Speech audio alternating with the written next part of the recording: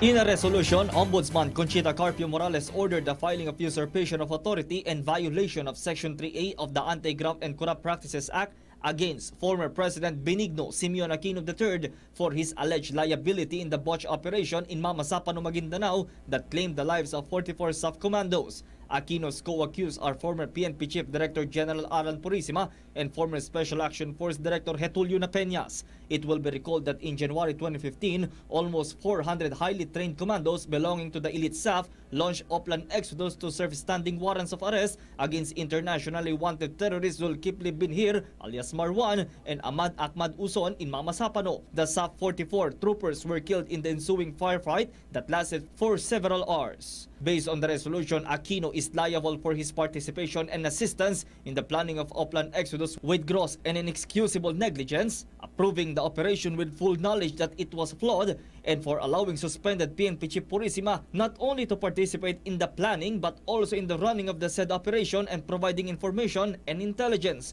thereby giving pseudo-legal power to a suspended official. Morales in a statement said that former President Aquino was fully aware that the Office of the Ombudsman had placed Purisima under preventive suspension at the time. In the Senate Committee report on the Mamasapano incident are the records of text message exchanges between Aquino and Purisima, which showed a big role of the suspended PNP chief in the operation. Ombudsman Morales added that certainly a public officer who is under preventive suspension is barred from performing any public functions and from meddling into the affairs of the government. Section 3A of RA 3019 states that it shall be unlawful for any public officer to persuade, induce, or influence another public officer to perform an act constituting a violation of rules and regulations duly promulgated by competent authority or an offense in connection with the official duties of the latter, or allowing himself to be persuaded, induced, or influenced to commit such violation or offense. Under Article 177, usurpation of authority is committed by any person who shall knowingly and falsely represent himself to be an officer,